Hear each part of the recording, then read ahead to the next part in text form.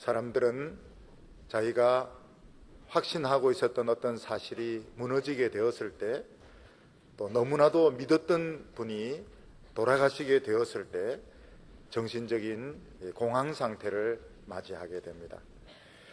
우리 교회 자매님들 중에서 보면 아버지가 갑자기 이렇게 병으로 돌아가시는 일들이 있었습니다. 특히 자매들에게 아버지가 돌아가신다 하는 것은 이거는 경제적으로 집안 수입이 없어지는 것을 의미할 뿐만 아니라 정신적인 기둥이 없어지는 것을 의미합니다. 근데 놀라운 것은 자매들이 신앙의 힘으로 이걸 잘 이깁니다. 우선 엄마를 옆에서 잡습니다. 꽉 잡아가지고 엄마가 흔들리지 않도록 이렇게 하고, 그리고 이제 경제적인 이런 어려움들도 하나씩 극복하는 것을 볼 수 있는데, 막상 그 일이 눈앞에 닥쳤을 때는 눈앞이 캄캄하고 정말 어떻게 살아가야 될지 살아갈 용기가 없어지게 되는 겁니다.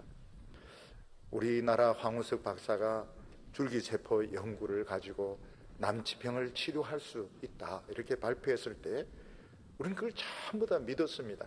철떡같이 믿고 여러 가지 난치병 환자들, 파킨슨씨 병이라든지 전신마비라든지 이런 불치의 병들이 다 치료되겠구나 믿고 있었고, 우리나라 여성들 1000명 이상이 난자를 제공해가지고 실험을 하겠다고, 우리나라 여성들은 한 다음에 하는 사람들입니다. 그래서 1000명 이상이 지원을 했는데, 어느 날 이 연구가 다 엉터리였다 했을 때 우리는 그 발표를 믿지 않았습니다. 이거는 있을 수 없는 일이다, 이거는 뭔가 잘못된 일이다. 근데 나중에 그게 이제 사실이라는 것이 밝혀지게 되었을 때 우리나라 사람들 입에서는 이 줄기세포, 스템셀이라는 말 자체가 금기가 되었습니다. 줄기세포라는 말을 아예 입에 올리지를 않게, 너무너무 실망하고 너무너무 좌절했기 때문에 이걸 아예 입에 올리지를 않았습니다. 다른 나라는 그래도 열심히 연구했는데 우리는 아예 연구조차도 안 했습니다. 이 사람이 한번 실망이 생기면 얼마나 충격적인 결과를 가져오는지 보여주는 것입니다. 예수님의 제자들은 예수님이 하나님의 아들인 것을 믿었습니다. 근데 하나님의 아들이 너무나도 비참하게 죽는데 눈앞에서 크게 비참하게 죽는 것을 제자들은 전부 다 지켜보았던 겁니다. 그리고 제자들이 결심한 것이 뭔가 하면, 이제 예수 이야기는 입에 꺼내지도 말라, 예수하고 하나님 이야기는 입에 꺼내지도 말라. 절대로 우리 안 믿는다. 절대로 안 믿는다. 어떻게 하나님의 아들이면 그렇게 죽을 수 있고, 자기 아들이 그렇게 죽는데도 내버려두는 하나님, 우리 절대로, 근데 이제는 예수 이름 이야기하지 마라, 하나님 이름 이야기하지 마라, 우리 안 믿는다. 이런 결심을 했던 것입니다. 예수님의 제자 중에 두 사람이 예수님이 부활하신 것 같다 하는 여인들의 이야기를 듣고서도 웃기는 소리 하지 마라 하면서 짐을 싸가지고 고향으로 내려가고 있었습니다. 아마 이 두 사람은 고향으로 내려가면 자신들이 예수의 제자였다는 것을 일치 이야기를 안 할 겁니다. 앞으로 영원히 이야기를 안 할 겁니다.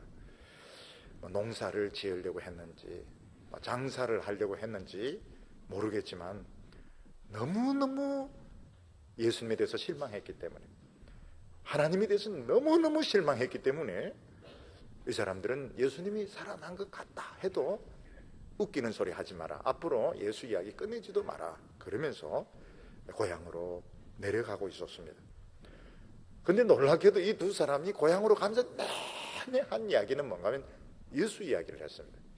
예수 이야기 하지도 마라, 꺼내지도 마라 해놓고는 또 막상 내려가면서는 계속 예수 이야기를 하면서 내려갔습니다. 근데 예수님께서는 언제부터인지 모르겠지만 그들하고 같이 걸어가고 있었습니다. 근데 이 두 사람은 너무나도 자기들의 그 감정, 자기들의 문제에 빠져 있었기 때문에 오래전부터 예수님이 동행하고 있었는데 그걸 모르고 있었던 것입니다.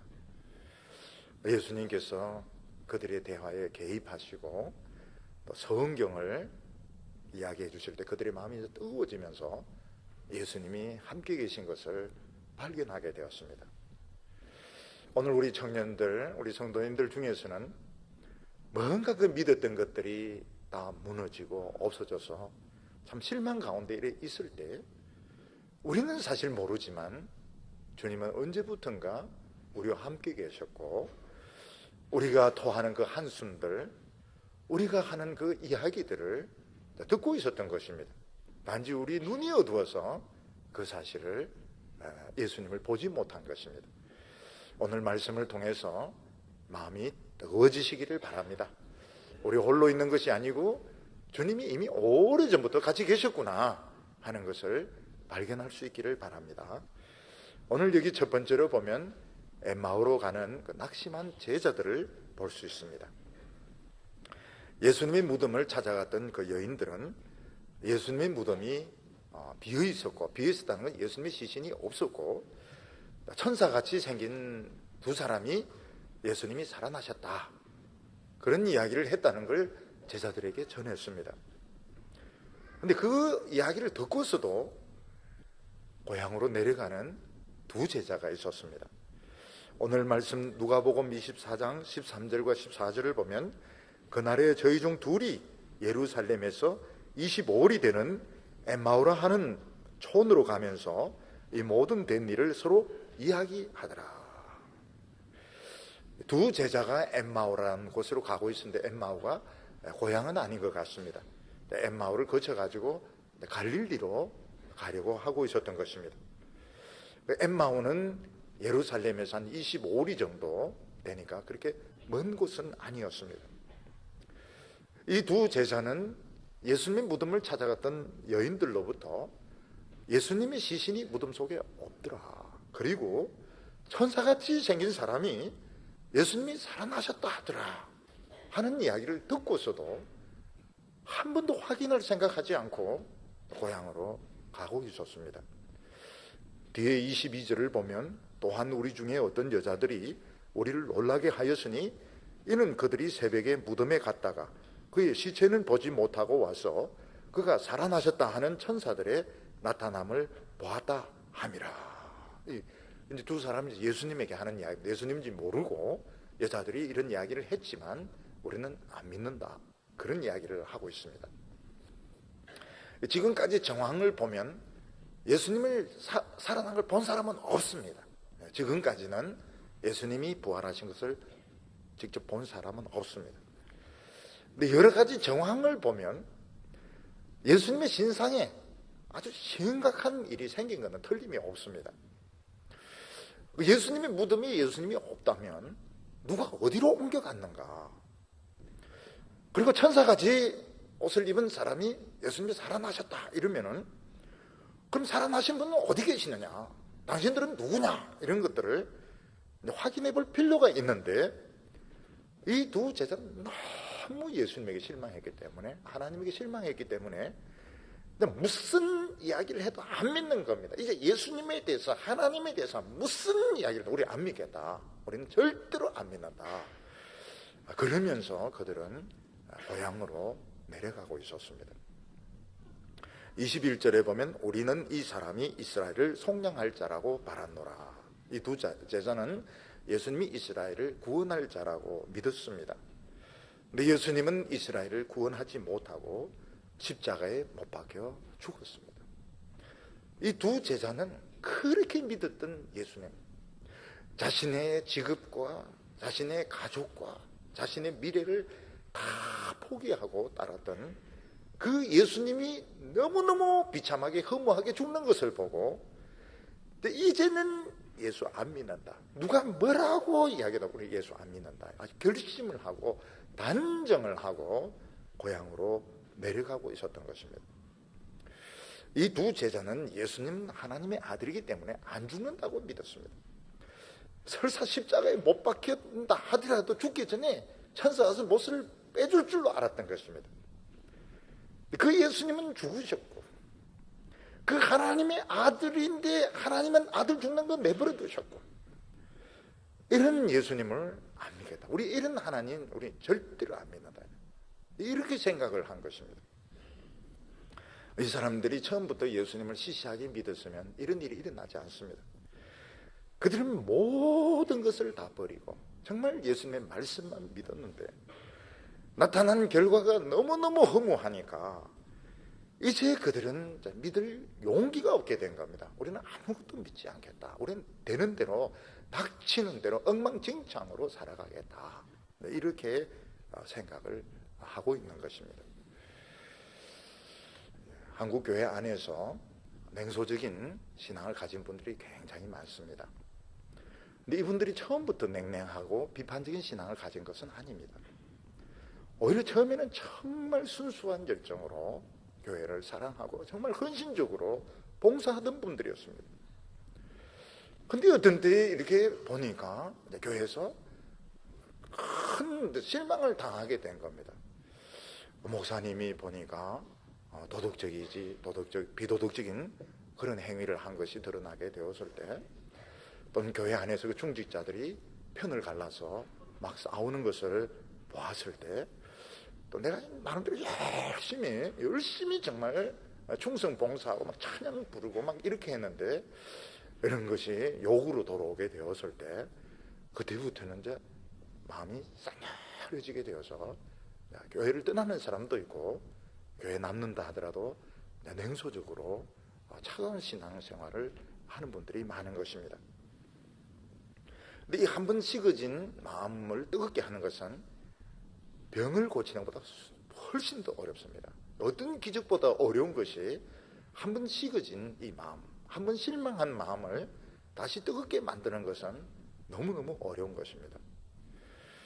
엠마오로 가던 두 제자가 깊은 상처를 입은 것은 너무 순진하게 예수님을 믿었기 때문입니다. 예수님은 하나님의 아들이시며 죄 없는 분이시다.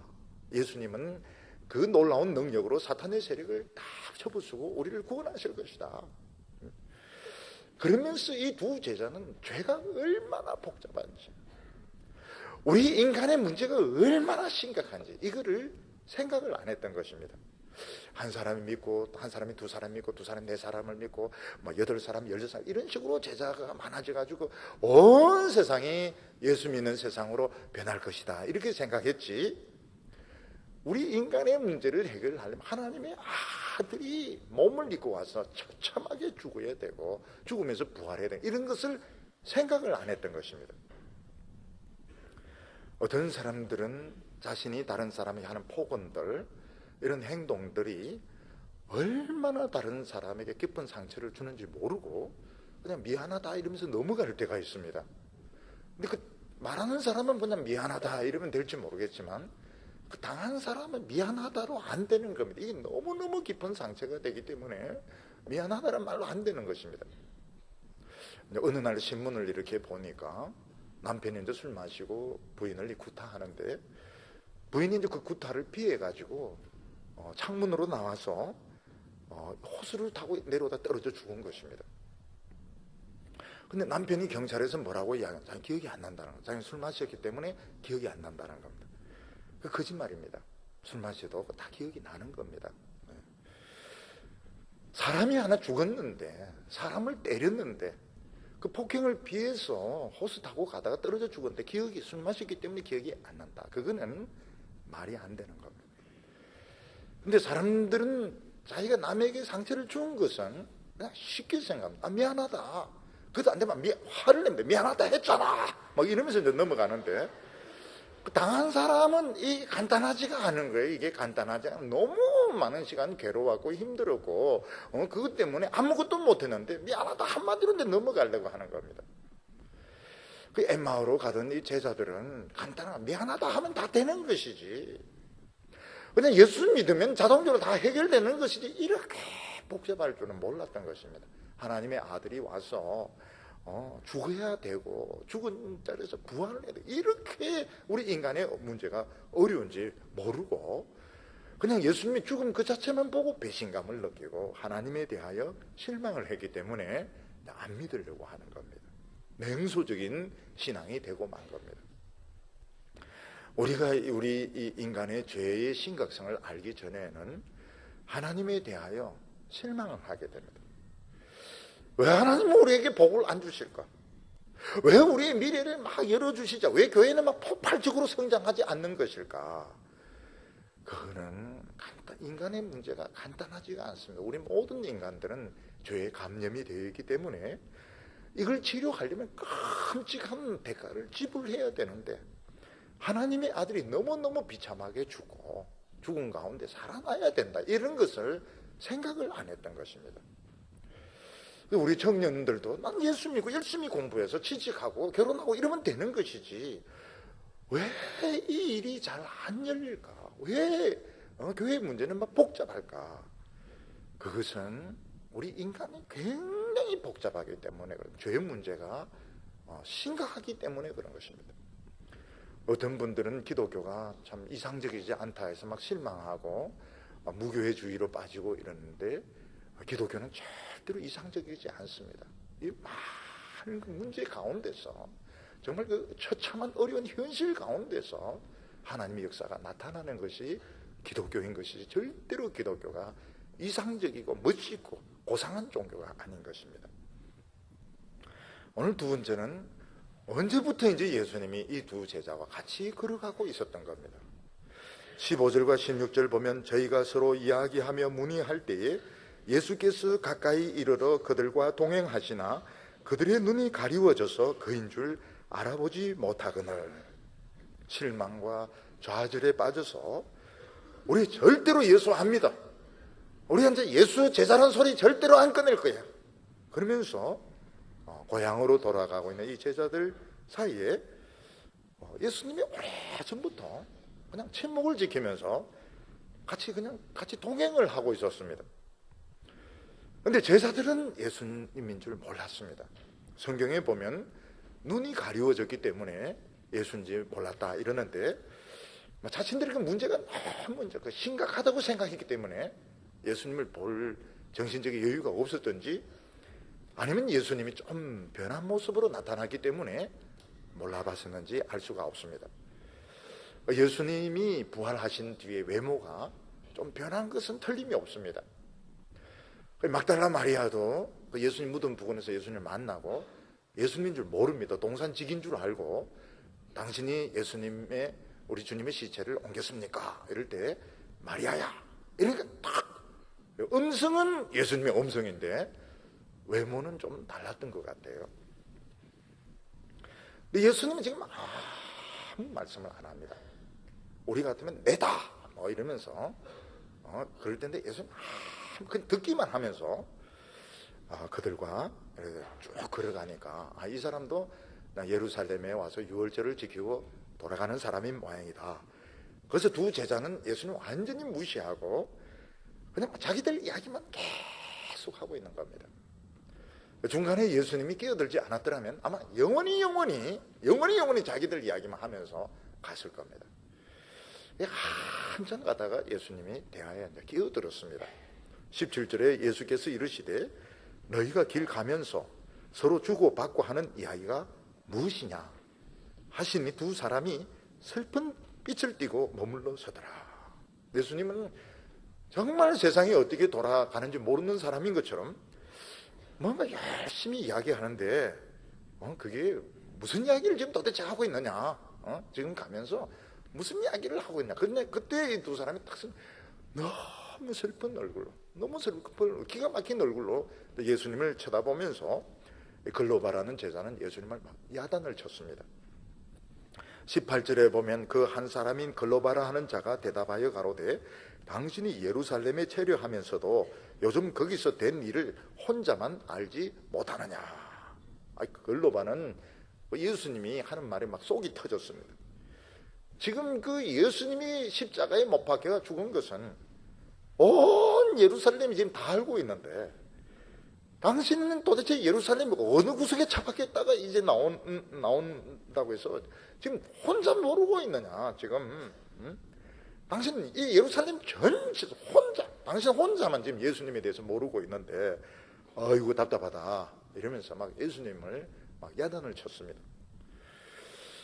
그러니까 예수님, 우리 같으면 이게 뭐 정신이 있나 없나 이놈이.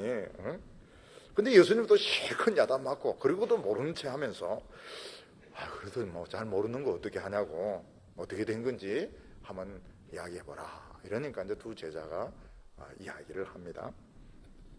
19절에 보면 가라사대 무슨 일이냐, 가로되 나사렛 예수의 일이니 그는 하나님과 모든 백성 앞에서 말과 일에 능한 선지자이거늘 우리 대제사장들과 관리들이 사형 판결에 넘겨주어 십자가에 못 박았나니라. 지금 제자들이 자기들끼리만 막 이야기를 하고 있는데 예수님은 제3자인 나에게도 한번 이야기를 해봐라. 나는 뭐 도대체 무슨 이야기 하는지 모르겠는데 한번 내인데 알아들을 수 있도록 좀 설명을 해달라고 이야기를 했습니다. 지금 제자들이 제일 힘들어하는 문제가 뭡니까? 정신적인 혼동이었던 것입니다. 자기들에게 일어난 일, 또 일어나고 있는 일, 지금 이게 무슨 의미를 가지는지 몰라서 그들은 막 혼동을 겪고 있었습니다. 우리 성도들이, 특히 청년들이 제일 힘들 때가 언젠가 하면 지금 내가 어떤 시츄에이션에 있는지, 지금 내가 어떤 처지에 있는지 혼동을 겪고 있을 때 굉장히 심취가 됩니다. 근데 이 혼동이 딱 제거되면 어떻게 됩니까? 용기가 생깁니다. 모든 것이 분명해질 때는 용기가 생기는데 우리가 이렇게 되기가 참 어려워요. 혼동입니다. 정신적인 혼동을 겪으면서 이게 이건 것 같고 저게 저건 것 같고 이런 뒤죽박죽이 이제 이렇게 되어 있는데 예수님께서 이야기를 해봐라 이렇게 말씀하십니다. 언제부터인지 모르겠지만 예수님은 혼란을 겪고 있는 제자들과 그냥 같이 있었습니다. 그들이 막 이야기하는 것들, 그들이 막 한숨 쉬면서 막 질질 울면서 하는 이야기를 예수님이 오래전부터 이제 듣고 있으면서도 시치미를 딱 떼는 겁니다. 예수님 혼자 아무것도 모르는 것처럼 그러면서 이제 어느 순간에 한번 이야기를 해봐라. 특히 예수님은 부활하신 뒤에 공간과 이 시간의 제약을 받지 않고 찾아오십니다. 우리가 알아야 될 것이 뭔가 하면 우리들 모두 많은 혼란을 겪고 있습니다. 나의 진로 문제에 대해서, 나의 그 전공 문제에 대해서, 또 특히 젊으니까 이성 교제하는 이런 문제에 대해서 막 혼란을 겪고 있습니다. 근데 예수님은 거기에 있는 겁니다. 아무 소리 하지 않고 그냥 계속 듣고만 있는 것입니다. 근데 많은 사람들은 막 혼자 고민을 합니다. 혼자 고민을 하고 막 산더미 같은 짐을 혼자 지고 있는데 짐을 지지 마세요. 여러분 청년들 짐을 지지 마시라고요. 가족의 짐, 동생의 짐, 막 민족의 짐, 인류의 짐, 막 다 짊어지는데 그 짐을 지지 마세요. 그 짐을 지실 분은 짐꾼은 따로 있습니다. 우리 예수님이 짐을 지시고 이걸 벗어버려야 돼요. 벗어버려야 되는 겁니다. 근데 그렇게 하기 위해서 예수님은 한번 이야기를 해봐라. 모르는 제3자에게라도 한번 이야기를 해봐라. 그 두 제자는 그 심각한 이야기를 지금 세 사람이 가는데 이야기는 계속 두 사람이 하면서 예수님은 그 대화에 끼어 넣지를 않습니다. 왜 그랬을까요? 당신은 알아봐야 뭘 얼마나 알겠느냐. 응? 그러면서 아예 그냥 예수님을 무시하고 자기들끼리만 막 이야기를 하면서 이렇게 갔던 것입니다. 우리 한국 사람들이 이제 외국에서 한국 사람들 만나면 막 시끄럽지 않습니까? 특히 외국인들 두고 막 한국말로 하면 잉글리시 이렇게 이야기합니다. 영어로 이야기하라고. 사실 다른 사람이 막 외국어로 이야기하고 자기 못 알아들을 때 그 소외감이라는 것은 참 말로 표현할 수가 없습니다. 그래서 외국 사람들도 보면 자기들이 알아들을 수 있도록 영어로 이야기하라고 막 그렇게 이야기를 합니다. 지금 옆에 예수님이 있는데 전혀 예수님을 인정을 하지 않습니다. 왜냐하면 지금 내 문제가 이렇게 심각하고 지금 내가 이만큼 절망하고 있는데 당신이 알면 얼마나 알겠느냐. 당신이 여기에 끼어들 수 없다. 해 무시하고 그냥 자기들끼리만 막 이야기를 하고 있는데 예수님께서 나도 좀 끼워줘. 나도 좀 끼워줘. 나에게도 좀 이야기해줘. 이러니까 이야기를 하기 시작했습니다. 그때 예수님이 책망을 하십니다. 25절에 가라사대 미련하고 선지자들의 말한 모든 것을 마음에 더디 믿는 자들이요. 사람이 자기 생각에 빠져 있으면 옆에서 누가 뭐라고 해도 귀에 들어오지 않습니다. 여인들이 예수님의 무덤이 비어 있더라. 천사같이 생긴 사람이 예수님 살아났다 하더라. 그러면 관심을 가져야 되고 뭐 좀 확인해 볼 생각을 하고 좀 믿어보려고 애를 써야 되는데 한 번 실망했다고 해서 마음을 탁 닫고 절대로 안 받아들이려고 하니까 예수님이 이 더디 믿는 자들이라고 말씀을 하셨습니다. 신앙생활 하다 보면 빨리 받아들이는 사람이 있고 더디 믿는 사람들이 있습니다. 빨리 받아들이는 사람은 꼭 스펀지와 같아. 막 설교하면 그냥 받아들이는 것이 아니고 땡깁니다. 자기가 막 땡겨요. 설교 안 한 것까지 막 땡겨가지고 미리 땡겨가지고 막 자기가 막 빨아들이는 이런 사람이 있습니다. 근데 더디 믿는 사람들은 말한 것도 안 믿습니다. 요래 따져보고 저래 따져보고. 왜 그런 분들은 잘 받아들이지 않을까요? 자신의 그 주장이 강하고 또 마음속 깊은 곳에는 자기가 변하는 것이 겁이 나는 것입니다. 어느 날 갑자기 내가 팍 변해버렸을 때 그럼 난 누구냐? 난 누구냐? 그게 이제 겁이 나는 것입니다. 그래서 자기를 지키기 위해서 안 받아들이려고 애를 씁니다. 저는 우리 동부교회 와서 교인들에게 우리 은혜 받고 미칩시다 그런 설교를 했는데 제일 미치는 거 싫어하는 사람 저입니다. 저는 진짜 미치는 거 싫어해요. 왜냐하면 한순간 딱 변했을 때 내가 헷가닥 했을 때 과연 난 누구냐 이게 두렵기 때문에 우리 미칩시다 미칩시다 하면서 속으로 난 안 돼. 내 빼놓고 우리 청년들만 싹 다 미쳤으면 좋겠네. 이럴 때 예수님이 더디 믿는 자요. 더디 왜 겁을 내냐? 왜 겁을 내냐고. 예수님께서는 여인들이 하는 말이라도 좀 들어야 될 거 아니냐는 거예요. 들어야 될 거 아니야. 천사가 하는 말들 좀 들어야 될 거 아니냐. 왜 내 생각과 안 맞다고 해서 그걸 안 받아들이려고 하느냐. 그거는 또 상처받는 게 무섭고 변하는 게 또 무서운 것입니다. 그 바람에 이 제자들은 엠마오까지 오게 된 겁니다. 미리 믿었더라면 엠마오까지 올 필요가 없는데 엠마오까지 왔다가 돌아가게 됩니다. 교회에서 젊었을 때 믿는 것이 중요한 이유가 뭔가 하면 젊었을 때 말씀을 받아들이면 많은 시간, 정력, 돈을 절약할 수가 있습니다. 무슨 공부한다고 뭐 학위 받는다고 이런 벌써 10년, 20년 막 흘러가 버리는 거거든요. 한순간에 20년, 30년 지나가 버리는 겁니다. 저는 대학생 때 하고 군대 생활할 때가 정말로 엊그제 같아요. 정말로 엊그제 같아요. 우리 친구들하고 같이 라면 질질 스리파 질질 끌면서 막 라면 먹고 칸트가 어떠니 개구리 어떠니 개똥처럼 이야기할 때 꼭 엊그제 같은데 세월이 확 지나가 버린 겁니다. 세월이. 어떤 사람들은 갈 때까지 다 가보고 아니고 확인돼서 이제 돌아오는데 그것도 귀합니다. 그것도 귀하지만 이미 이제 그러면 20년, 30년 시간이 이제 흘러가 버리는 겁니다. 젊었을 때 보면 젊었을 때 믿는 게 좋은 게 뭔가 지금 하면 엠마오까지 갈 필요가 없는 겁니다. 그래도 엠마오니까 빨리 돌아왔죠.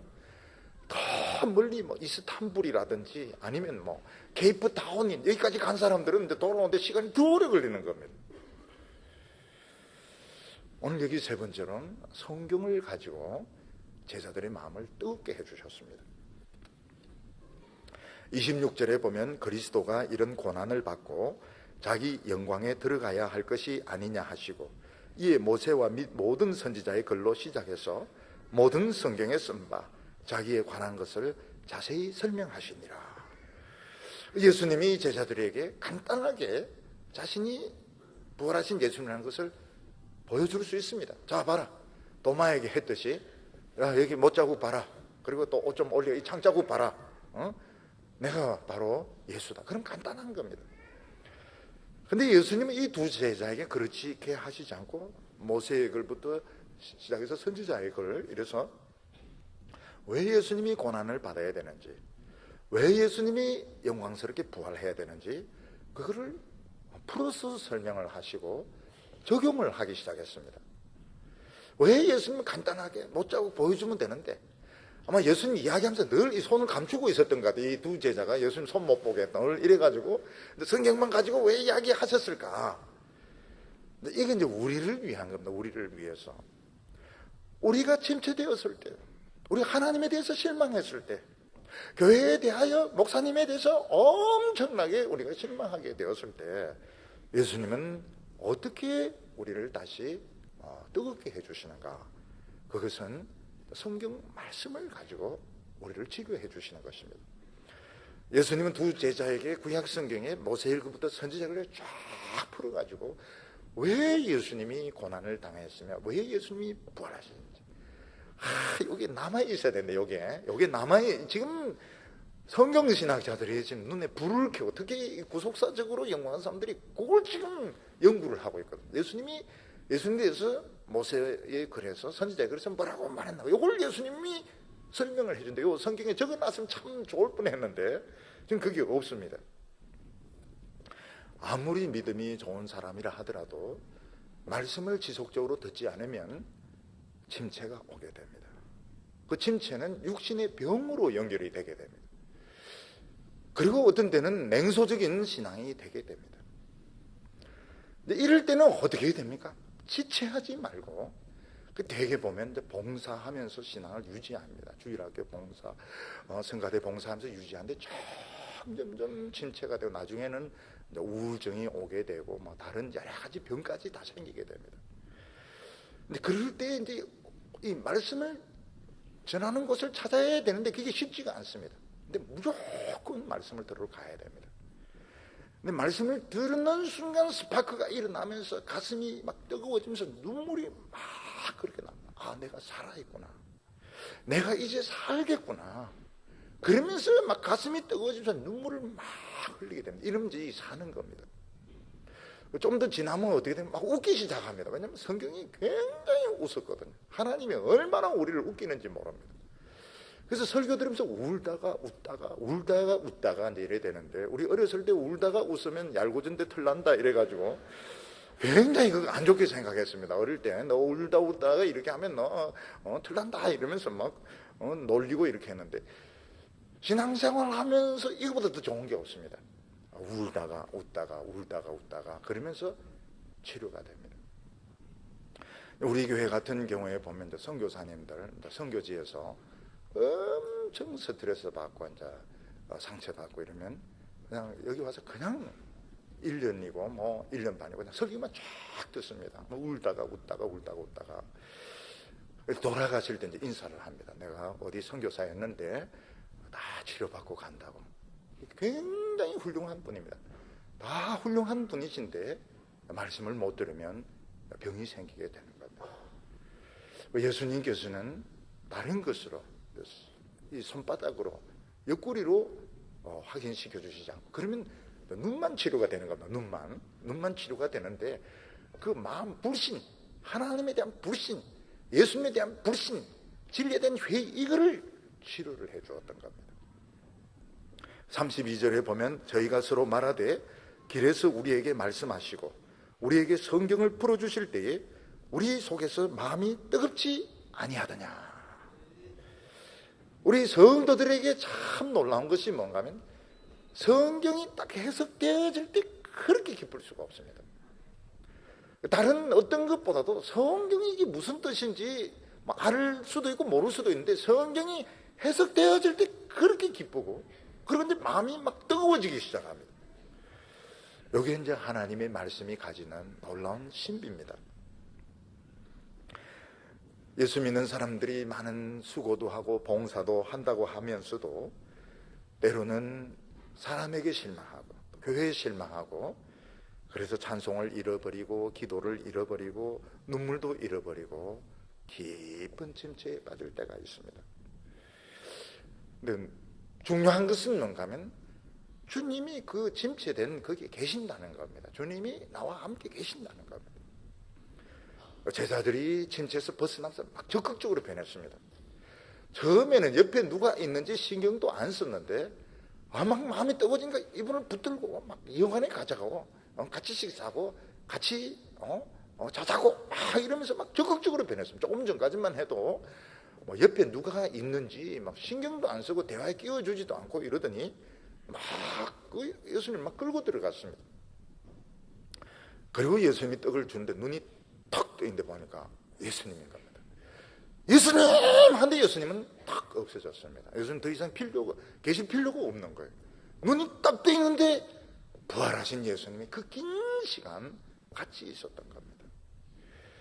그리고 제자들은 어떻게 바로 거기서 일어나서 밤을 새워서 예루살렘으로 돌아갔습니다. 그러니까 다른 제자들도 우리도 예수님을 만났다는 겁니다. 부활하신 예수님을 만났다. 우리도 만났다. 그런데 우리는 이런 손바닥 보여주시지 않고 발바닥 보여주시지 않고 성경을 풀어주실 때 우리의 마음이 뜨거워졌다. 이러면서 제자들은 굉장히 기뻐했습니다. 오늘 많은 성도들은 나름대로 처음에 순수한 신앙을 가지고 덤벼들었는데 이 현실 가운데서 실망하고 또 좌절해서 냉소적인 신앙에 빠지거나 또 신앙을 막 버리려고 하는 분들도 있습니다. 근데 우리가 알지 못하고 있는 것이 뭔가 하면 예수님은 이미 오래전부터 우리 옆에 같이 계셨다는 것입니다. 아무 말씀 없이 같이 동행하고 있었던 것입니다. 우리는 신앙생활 하면서 세상을 보면 막 가치관에 혼동이 옵니다. 우리는 이 말씀만으로 살 수가 없다. 우리는 세상에 결국은 성공하고 싶은데 특히 젊은 이들이 얼마나 성공하고 싶겠습니까? 젊었을 때 얼마나 세상에서 성공하고 싶고 얼마나 좋은 학벌이 부럽고 얼마나 사람들에게 인정을 받고 싶겠습니까? 성경을 보다가 세상을 보다가 막 이럴 때 막 혼동이 생깁니다. 그때 마귀는 우리 귀에 대놓고 야 말씀만으로 못 살아. 하나님의 말씀만으로 못 산다고. 그리고 빨리 말씀 던지고 세상으로 나가. 더 늦기 전에 빨리 세상으로 나가. 그렇게 이야기합니다. 그런데 이 혼동에서 벗어날 수 있는 방법은 하나님의 말씀이 풀어 해석되어지는 것입니다. 주님의 말씀이 풀어 해석되어지면서 우리의 마음이 뜨거워질 때 눈이 딱 열리게 됩니다. 예수님이 보이게 되고 길이 보이게 되고 성도들의 소중함이 보이게 되고 우리 모인 것이 하나님의 성전이라는 것을 발견하게 되는 겁니다. 우리 청년들 보면 예배 마치고 모여서 소그룹으로 자기의 이야기를 하는데 굉장히 좋은 겁니다. 소그룹으로 모여가지고 뭐 자기 이야기하고 다른 사람 이야기 듣고 뭐 이렇게 하는 것이 별로 유익이 없는 것 같지만 무슨 유익이 있는가 하면 예수님이 거기서 듣고 계신다는 겁니다. 우리 성도들은 혼자 가면 안 됩니다. 혼자 자기 고향으로 엠마오로 고시촌으로 혼자 가면 안 되고 우리 같이 모여야 됩니다. 모여서 자기가 힘들었던 것들 실망했던 것들 이야기할 때에 예수님께서 다시 한번 말씀으로 우리를 뜨겁게 해주시고 우리의 눈을 열어주셔서 주님이 살아계신 것을 보게 하실 줄로 믿습니다. 기도하겠습니다. 거룩하신 하나님 아버지, 방황하는 젊은이들인 저희들을 홀로 두지 아니하시고 오래전부터 우리와 함께하여 주신 것을 믿습니다. 주여 오늘 시간 찾아오셔서 우리의 마음을 다시 한번 뜨겁게 만들어주시고 눈을 열어주시기를 원합니다. 주님이 우리와 함께 계시며 우리가 있는 이곳이 성전인 것을 깨닫게 하여 주시옵시고 다시 한번 뜨거운 폭발적인 부흥의 역사가 온 성도들의 마음속에 일어나게 하여 주시옵소서. 예수님의 이름으로 기도하옵나이다.